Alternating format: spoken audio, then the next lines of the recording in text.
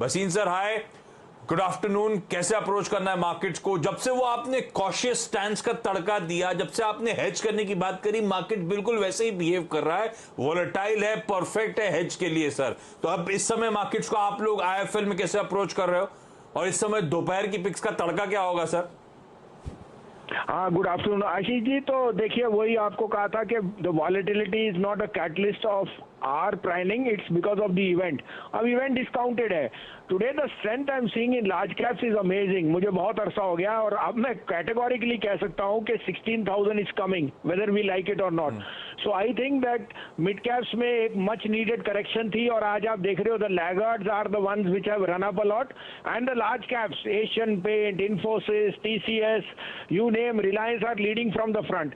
तो I am extremely positive on the market. I think ये एक और एबरेशन है एक दो दिन का, but Ashish ji, the bottom line is you will be surprised at the upside on the industrial growth, which is very very evident. Is second pandemic में India has responded, India Incorporated has responded brilliantly, and they've all upped their guidance. That is evident from the results. So again, जैसे आपको कहा, volatility for the next few days is evident, but we think last week of June or maybe first week of July we should be past that 16,000, which is a proverbial. Stock specific रहिए। आपको याद है मैंने आपको Nifty 15,500 की put दिलाई थी 50 पे, वो 84 बिक गई। बैंक निफ्टी शॉर्ट कराया था, उसमें आपको 800 पॉइंट मिल गए। और अडानी एंटरप्राइज कल मेरा शॉर्ट था 1500 का, 1355 बिक गया। अब आपके लिए दो बाइज हैं, दोनों दिग्गज शेयर हैं जो हर एक के पोर्टफोलियो में होने चाहिए। आप कहें तो मैं शुरू करूं? अरे बिल्कुल सर, काफी दिनों बाद सिर्फ 22 की बात आप फिर से कर रहे हो, और आपने कहा 16,000 is coming whether you like it or not. We love it sir. Yes, we love it, but you know, सबको यही लगता है कि what will happen now, there will be a big sell-off.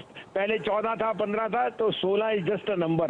Look at this index, look at the market, look at the fundamentals. They are extremely the best place India has been in the last 10 years. तो पहला भाई है unquestionably HDFC 2490-95 में लीजिए। 2445 का stop loss है।